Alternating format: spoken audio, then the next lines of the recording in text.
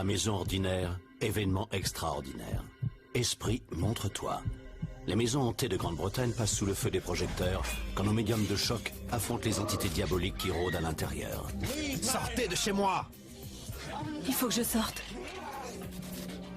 La médium extrasensorielle Johnny Fury, le chasseur de fantômes Ian Lohman et l'enquêteur en paranormal Stephen Griffiths se lancent dans une enquête à vous glacer le sang afin de déloger ces esprits inopportuns. Je sens... Bon sang, oui, je sens sa présence maintenant. On a du mal à respirer dans cette pièce. On est franchement mal à l'aise ici. Il est extrêmement puissant. On aurait dit que Freddy était en transe. Il était comme possédé. On voulait qu'il retrouve son état normal, c'est tout. Non! Non!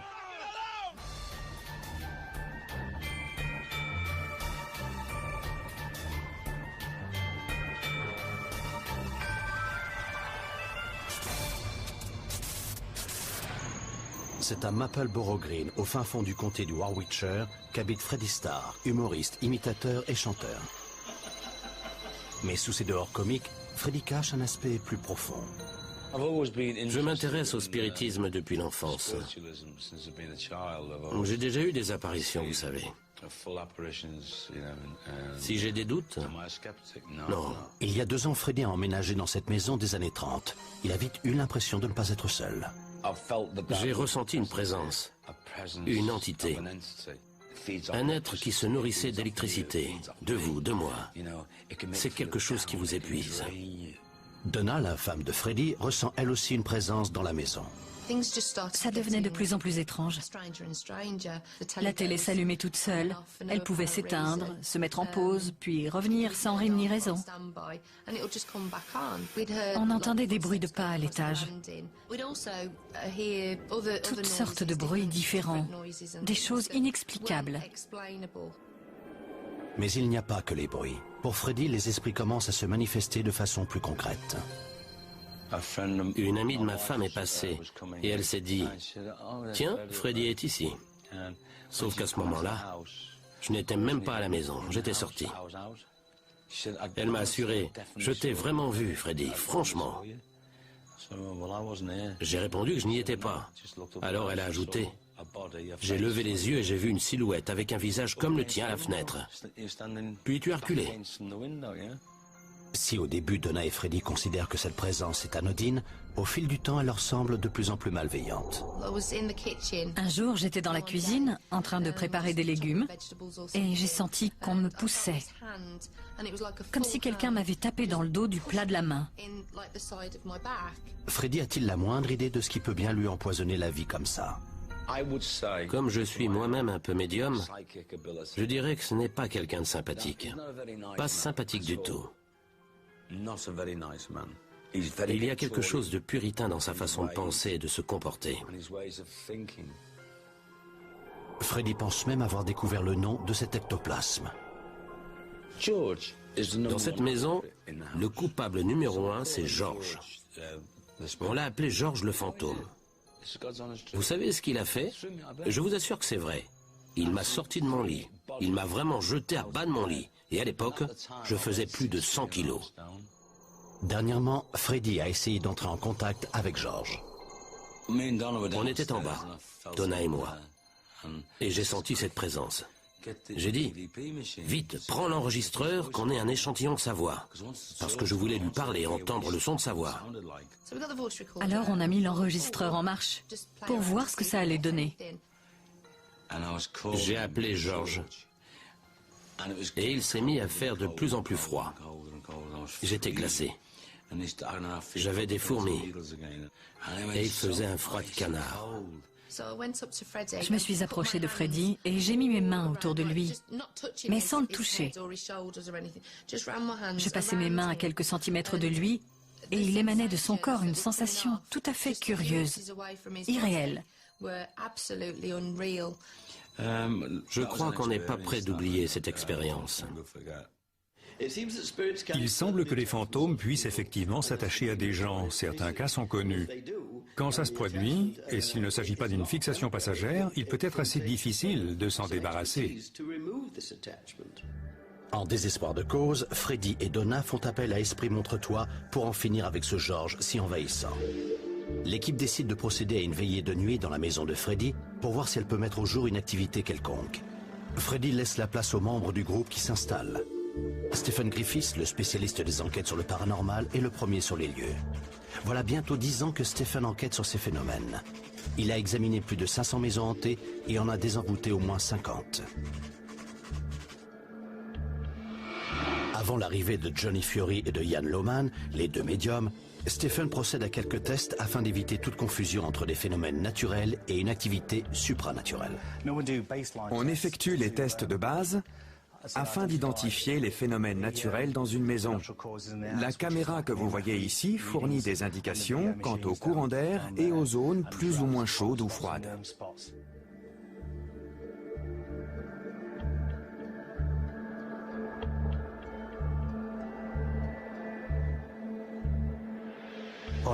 Une partie de ces tests de base consiste à relever des éléments comme les lames de parquet qui grincent. Plus tard, au cours de notre surveillance, on va probablement marcher dessus, alors autant les noter tout de suite. Cette zone devrait être exempte d'activité paranormale, mais bientôt Stephen relève quelque chose sur le magnétomètre. À chaque fois que je franchis le palier, le détecteur indique 2,5. Il doit donc y avoir quelque chose dans le couloir ou sur le palier. Les premiers relevés de Stephen mettent en évidence des phénomènes inexpliqués dans la maison. Mais le reste de l'équipe va-t-il s'y arrêter? Ils n'ont jamais rencontré Freddy et ignorent tout ce qui lui est arrivé dans cette propriété. C'est la médium Johnny Fury qui arrive la première. Johnny est issue d'une longue lignée de médiums. Elle s'est déjà penchée sur une centaine de foyers et pense en avoir débarrassé 25 de leurs phénomènes paranormaux.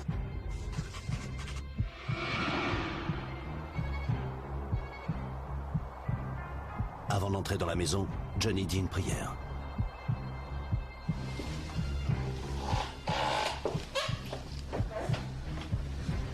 Je commence à avoir des palpitations. Il y a beaucoup d'énergie qui vient de cette porte.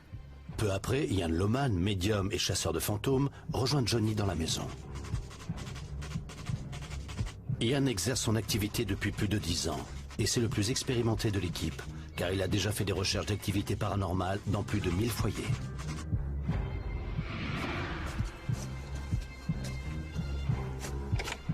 Ian commence par examiner l'autre côté de la maison de Freddy. Et lui aussi ressent une présence tandis qu'il se dirige vers la salle de séjour. J'ai la nausée dans cette partie de la pièce. C'est triste, perturbant. Beaucoup d'émotions s'accumulent à cet endroit.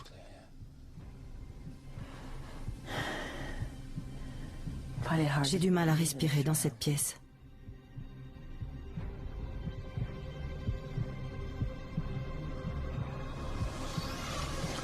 Manifestement, on me suit. On dirait qu'un cœur bat de l'autre côté de ce mur. Il y a quelqu'un? J'ai entendu un bruit dans ce coin. On entendait des bruits de pas à l'étage. Tu as entendu? Tu as entendu ça? Toutes sortes de bruits différents, des choses inexplicables.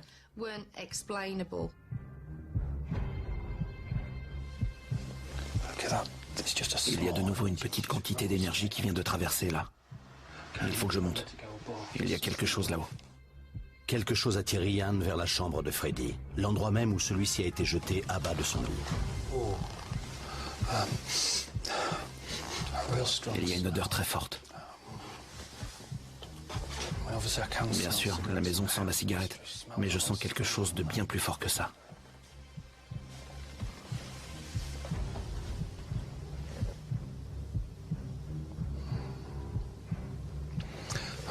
J'ai des fourmis partout. J'avais des fourmis. Et il faisait un froid de canard.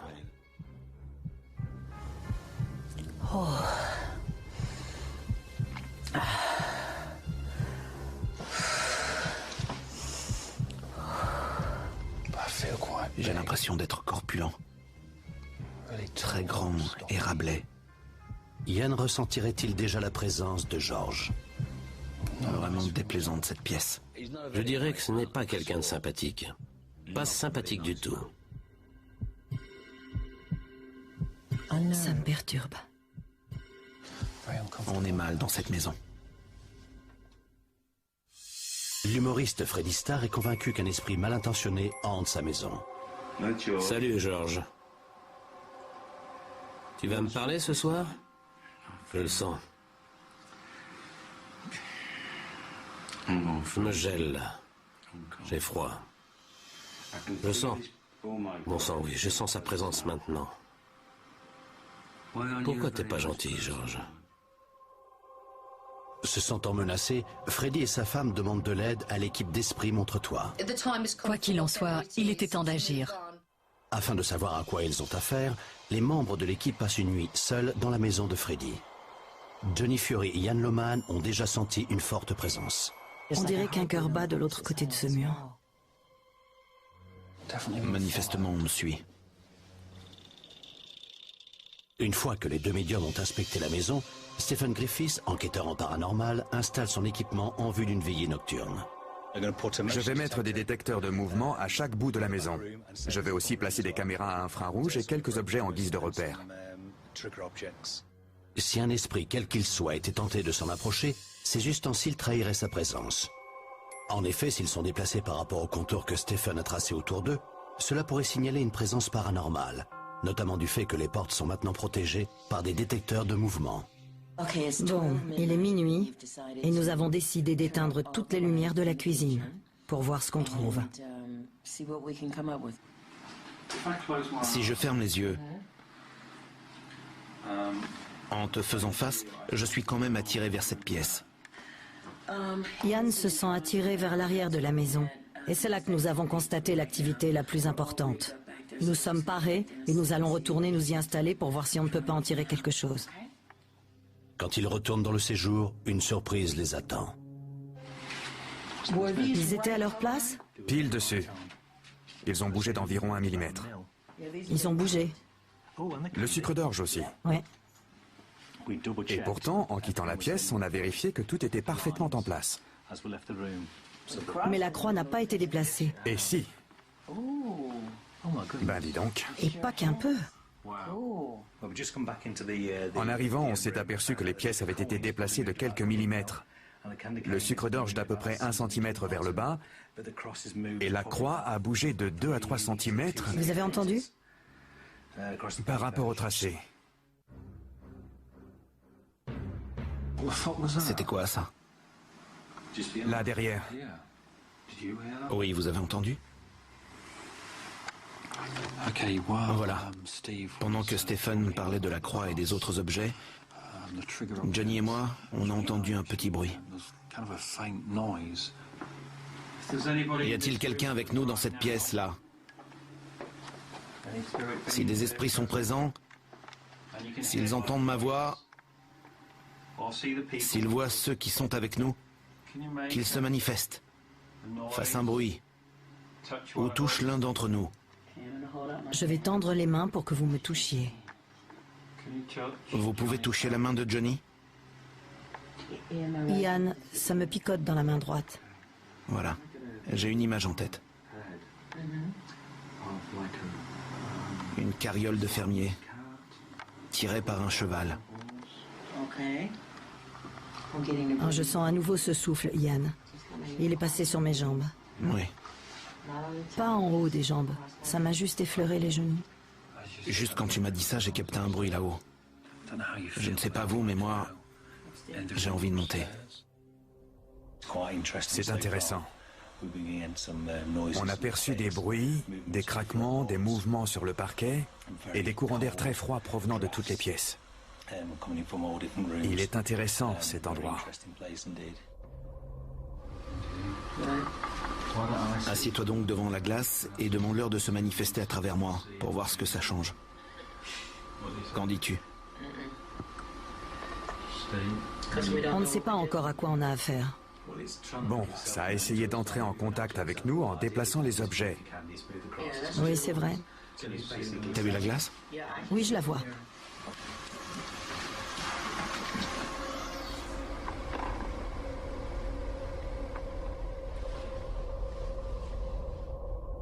Johnny se rend compte que quelque chose s'empare de Ian. Ça se produit déjà, Ian. Je sens que je me transforme. Dis donc, tes joues enflent. Ton visage change. Mais je suis défiguré. C'est vrai. Les joues, sous les yeux, c'est gonflé. T'as pas l'impression que la température tombe? Il fait nettement plus froid maintenant. Comme je me suis senti attiré par le miroir, j'ai suggéré la cristallomancie, qui consiste à regarder dans une glace pour essayer d'amener un esprit à communiquer ou à se montrer. En même temps, je pensais que mon visage se modifiait. C'était très étrange. Vraiment. La cristallomancie repose sur le fait de regarder. Il faut une surface réfléchissante comme de l'eau légèrement colorée ou un miroir concave. Les médiums voient des images s'y former. Certains disent avoir vu le visage du médium se modifier. On appelle ce phénomène la transmogrification, c'est-à-dire que le médium prend les traits de la personne qui se manifeste à travers lui. Stephen avait déposé des enregistreurs à activation vocale dans toutes les pièces. Et celui qui se trouvait dans la chambre de Freddy a fourni un résultat inattendu. Tu as entendu ça?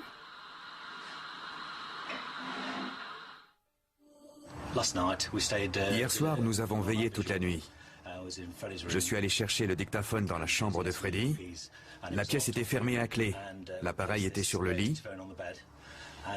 Et quand je l'ai écouté aujourd'hui, j'ai trouvé un enregistrement. Une voix de femme qui disait « Roger ».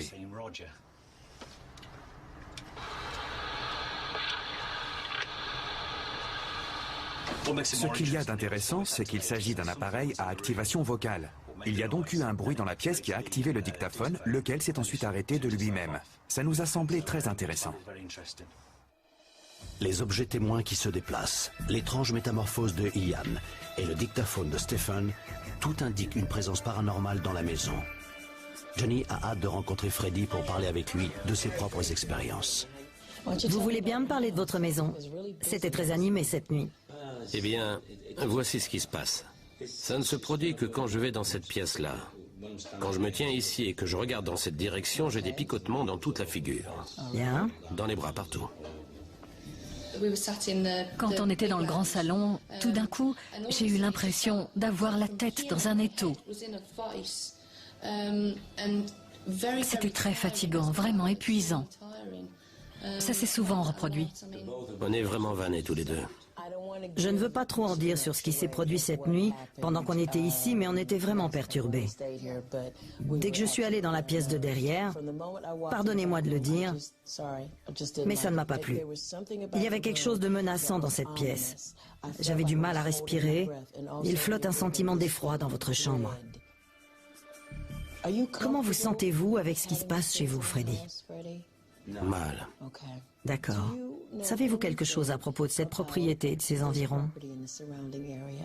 Non. Il se passait quelque chose dehors et je ne pouvais pas m'y faire. C'est curieux, on se sent observé, comme si quelqu'un nous espionnait. C'est ça. On se sent mal à l'aise. Il faudrait trouver, si possible, ce qui se passe exactement dans cette maison et voir où ça nous mène. Ian Lohman arrive plus tard ce soir-là. Il pense pouvoir aider Freddy et Donna à gérer cet importun qu'ils appellent George. Johnny, Stephen et moi, on a passé la nuit chez vous. Et en ce qui me concerne, j'ai trouvé des choses très intéressantes.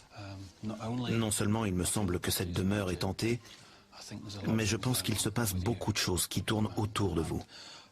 Je suis plus inquiet pour vous que pour cette propriété.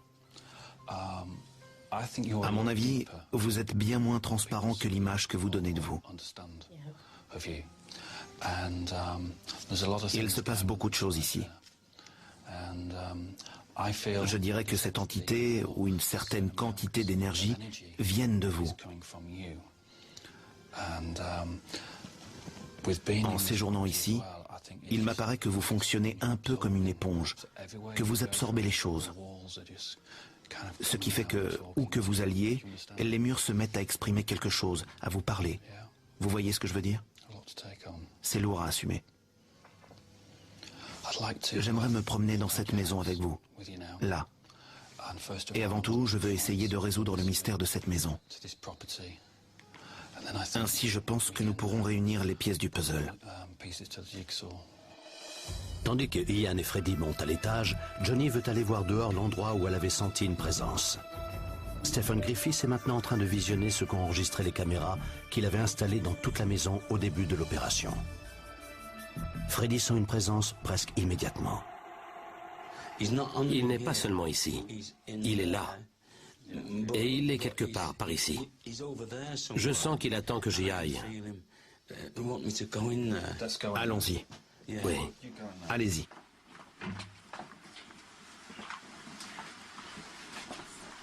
Il faut que je vous dise que quand on était ici cette nuit, on a capté des choses étonnantes ici même. Pour moi, il s'agit d'une pièce très active.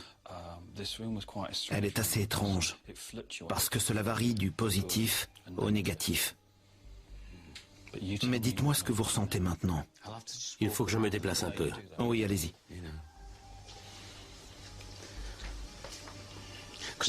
Parce que j'ai l'impression qu'il se cache. Et j'essaie de le trouver plutôt que ce soit lui qui me trouve. Oui. Je vais donc commencer par là et voir si je peux relever quelque chose. Parce que je sais immédiatement quand il est dans les parages. Bien. Quel genre de... Le voilà. Il est là. Un instant. Il est tout près de moi, là. J'ai le visage qui me démange. Bien. Il est tout près de moi. Bonjour. Bonjour. Respirez profondément, Freddy. Bonjour. Salut, toi.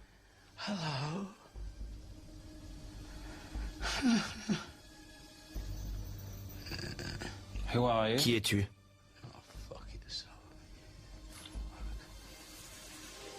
Je suis là pour t'aider.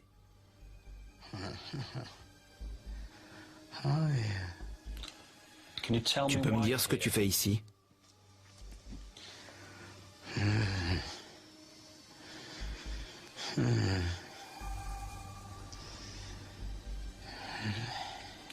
Qu'est-ce que tu leur veux à Freddy et à sa famille? Du calme. Tu ne l'auras pas. Tu ne l'auras pas. C'est pas comme ça qu'on traite ses amis. Freddy serait ravi d'être ton ami si tu le traitais en ami.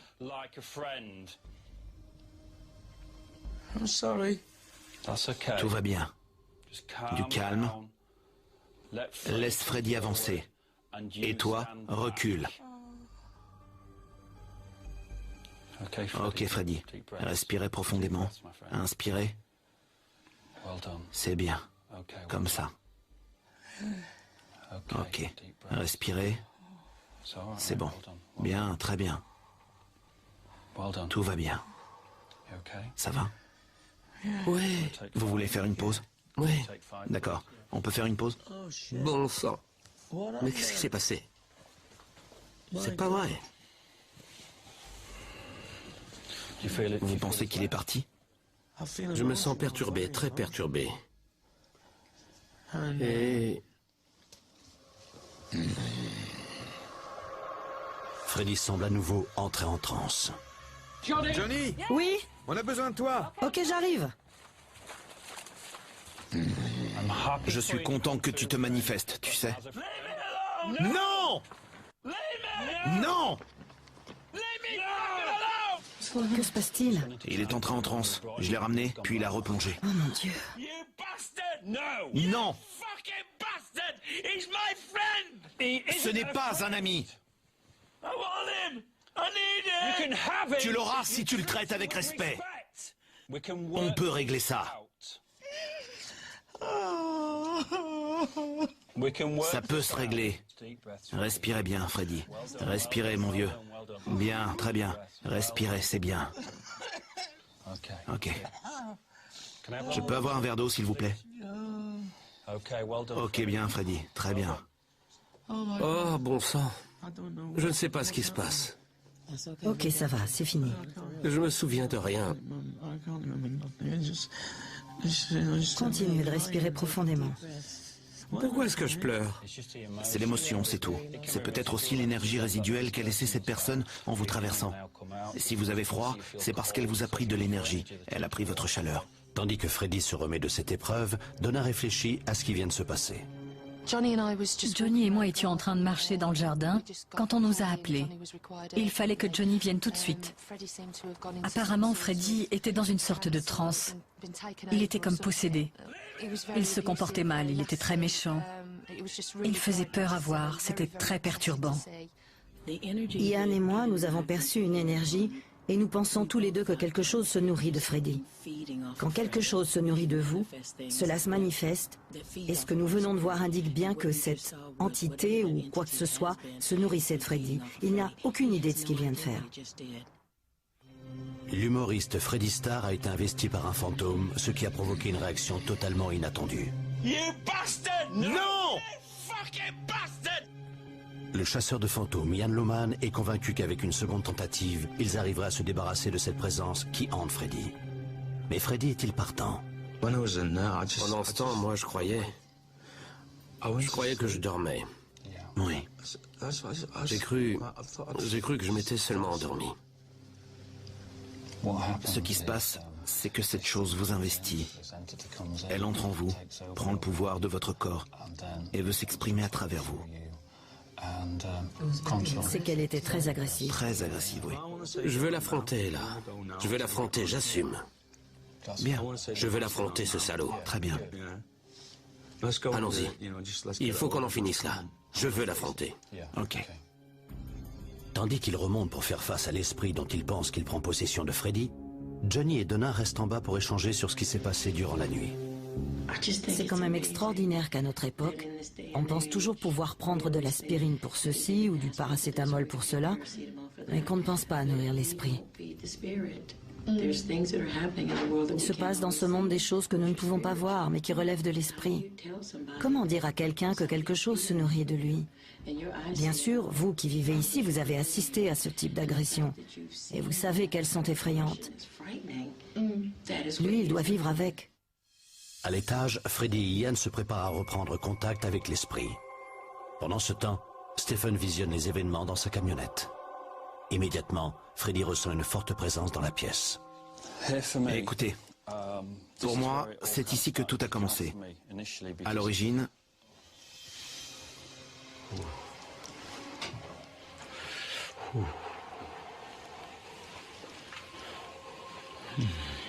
ok, Freddy, s'il revient, vous n'avez qu'à vous asseoir sur le lit.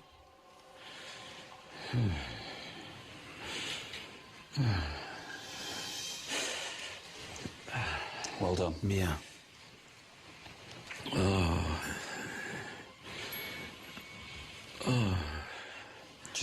Vous n'avez qu'à dire ce que vous ressentez.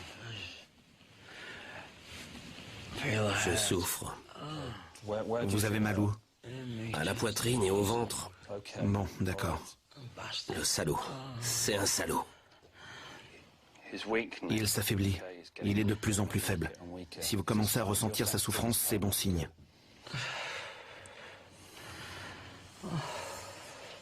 Pouvez-vous essayer de lui demander ce qu'il veut? Je sais, il dit que c'est vous qu'il veut, mais pourquoi est-ce qu'il vous veut? Qu'est-ce que tu me veux? Dis-moi pourquoi tu me veux, moi. Dis-moi pourquoi tu me veux. S'il te plaît. Ok, mon ami. Si tu es avec nous, là, viens ici. Je suis bien content de communiquer avec toi à travers Freddy. Si tu viens en ami.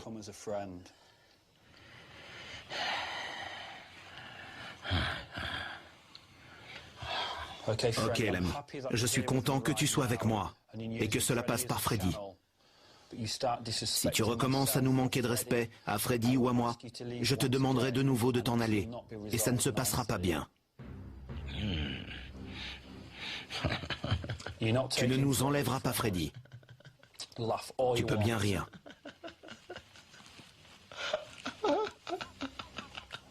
Qu'est-ce qui te fait rire, mon ami?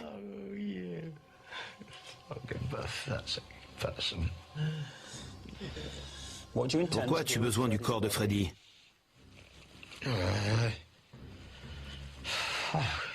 Que veux-tu en faire? Tu ne peux pas faire ce que tu veux. Tu ne peux pas l'affaiblir. Non, tu ne peux pas. Tu ne peux pas. Tu le fais peut-être depuis longtemps, mais maintenant c'est fini. Tu t'affaiblis, mon ami. Freddy est bien plus fort que toi.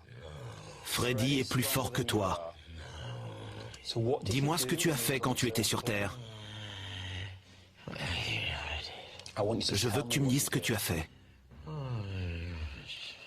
Bon, Freddy, je veux que vous vous concentriez et que vous écoutiez ma voix. C'est moi, Ian Lohman, qui suis avec vous en ce moment, Freddy. Nous sommes dans la chambre du haut. Écoutez bien ma voix, concentrez-vous et demandez à cette personne de vous quitter et de s'en aller.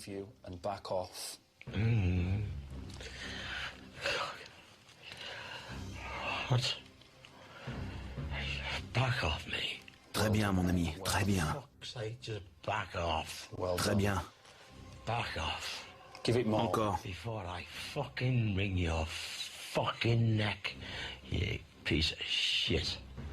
C'est ça, allez-y, parlez-lui franchement. Allez-y, Franco. C'est bien, c'est très bien.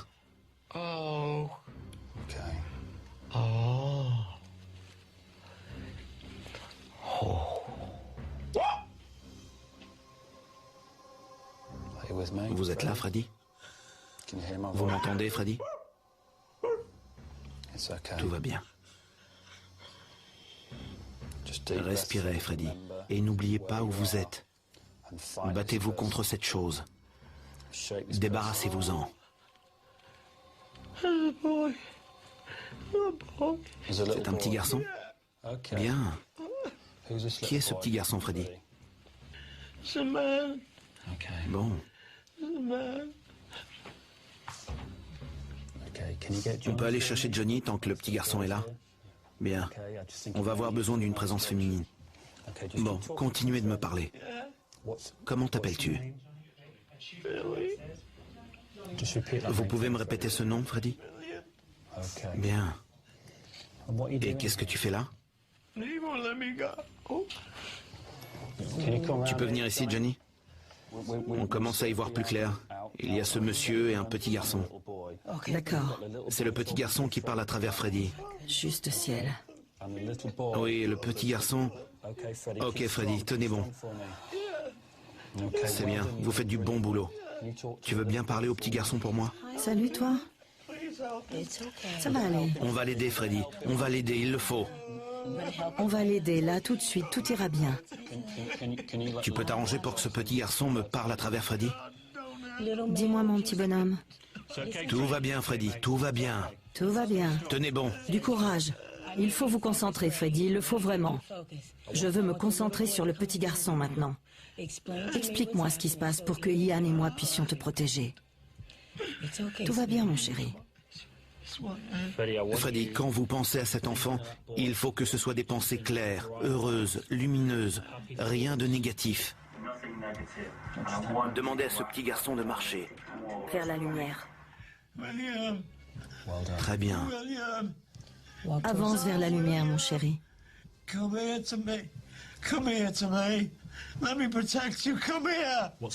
Comment s'appelle ce monsieur? Trouvez le nom de cet homme, Freddy. Roger. Roger?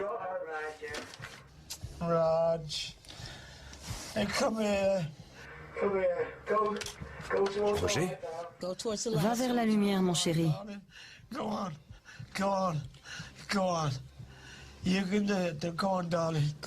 vers la lumière, mon chéri. L'enfant s'appelle William.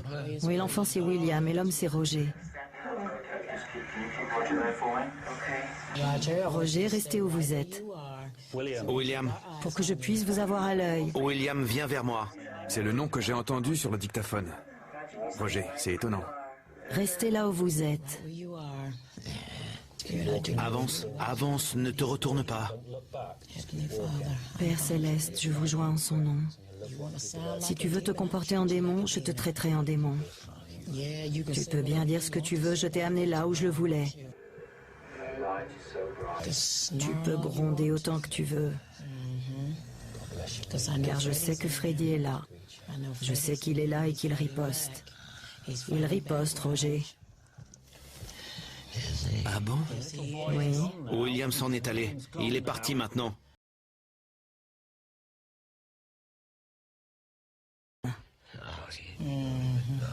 C'est tout ce que tu peux faire? Franchement, c'est tout? C'est tout ce que tu peux faire? Tu ne peux même pas lever la tête. Au nom du Père, du Fils et du Au nom du Saint-Esprit. Père, du Fils et du Saint-Esprit. Je te demande de quitter Freddy. Je te demande de reculer.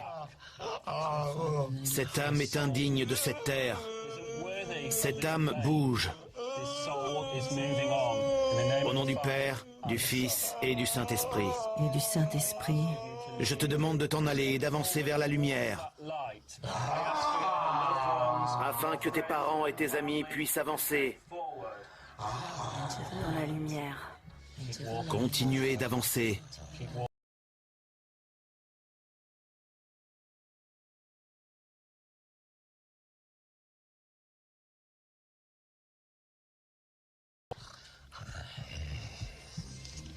Tu es de plus en plus faible. De plus en plus faible. Je demande que ton âme quitte cette personne.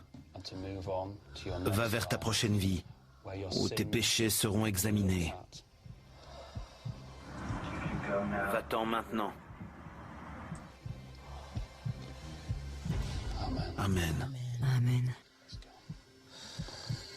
Freddy, Vous sentez mon bras? Tandis que Ian et Johnny soutiennent un Freddy visiblement secoué, Stephen a du mal à en croire ses yeux. Étonnant. Freddy avait prononcé ce nom auparavant, et il a également été enregistré sur le dictaphone qu'on avait mis en place. On a entendu le nom de Roger. C'est stupéfiant. Je suis sans voix. Vraiment sans voix. J'espère qu'il va bien. Stephen n'est pas le seul à être stupéfait. À vrai dire, c'était franchement déchirant de voir ce qu'il endurait. Pour le moment, je suis un peu choquée là. Tout ce que je veux, c'est retrouver Freddy. Le vrai Freddy. il est là. Il va quand même falloir qu'il se remette. Je suis rudement content que vous nous ayez appelés. Je ne sais pas ce qui se serait passé si nous n'avions pas été là. Après les dernières vérifications dans la maison, Stephen lui aussi est satisfait. Nous avons fait le tour de la maison et tout semble plus calme maintenant. J'espère que George ou Roger s'en est allé. J'ai pris quelques mesures, tout va bien. Tous mes vœux l'accompagnent. Pensant que cet être a disparu, l'équipe s'en va, contente d'avoir pu répondre à certaines questions concernant l'activité paranormale dans cette maison. Mais est-ce bien tout?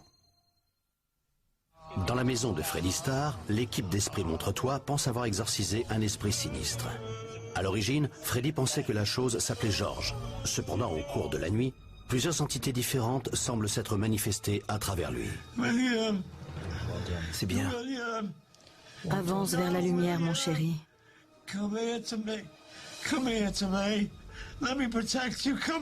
Comment s'appelle ce monsieur? Trouve le nom de ce monsieur. Trouvez le nom de cet homme, Freddy.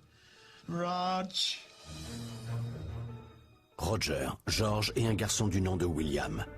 Ali Ruben Hold, notre historienne, se rend aux archives locales pour voir ce qu'elle peut trouver au sujet de ces esprits. Je n'ai trouvé ni Billy ni Roger, mais j'ai trouvé quelque chose de plus intéressant encore. J'ai trouvé ceci. Une affaire de meurtre commis à Warwick le 11 août 1864. Un homme du nom de George Gardner est sur le banc des accusés.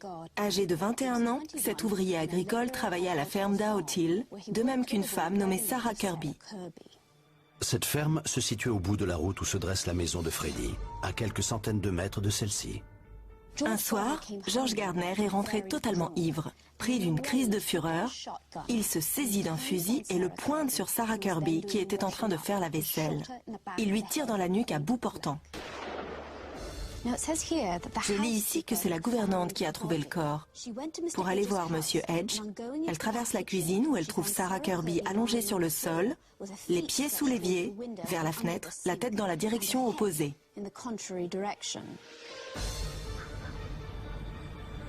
Je suis venue voir le cimetière où a été enterrée Sarah Kirby, mais je n'ai pas retrouvé sa pierre tombale. Le sort de George Gardner a été nettement moins reluisant, car il a été pendu à l'extérieur de la prison de Warwick et on ne sait pas ce qu'il est advenu de son corps. Nous avons donc ici la triste fin d'une tragique histoire où une femme a été assassinée, ce qui a valu à un jeune homme d'être pendu. Se pourrait-il que ce meurtre commis au XIXe siècle soit à l'origine de la présence dont Freddy pense qu'elle le hantait? Rétrospectivement, comment le couple a-t-il vécu cette période où Freddy a été possédé puis exorcisé? C'était assez terrifiant de voir Freddy le soir de cette séance. Mais le fait de savoir que, plus que la maison, c'est bel et bien lui que les esprits investissaient, est plus terrifiant encore. On pouvait voir sur son visage combien il était bouleversé. Et l'on se sentait impuissant parce qu'il était impossible de le rejoindre pour lui demander ce qui lui arrivait. Ce dont je me souviens le mieux, c'est de ce sentiment de froid qui m'a envahi. Quand Freddy est sorti de cette transe, c'était très perturbant de voir combien ce qui s'était passé l'avait choqué sur le plan émotionnel.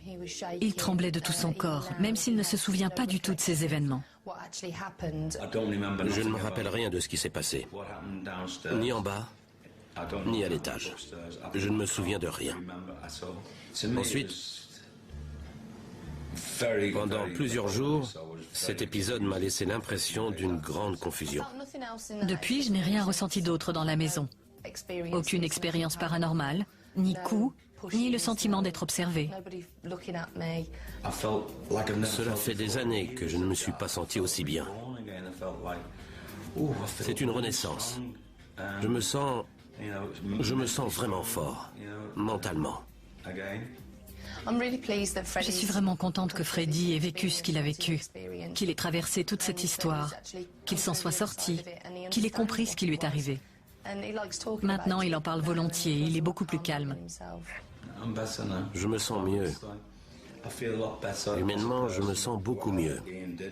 Et je suis très reconnaissant à Ian et à Johnny de ce qu'ils ont fait pour moi.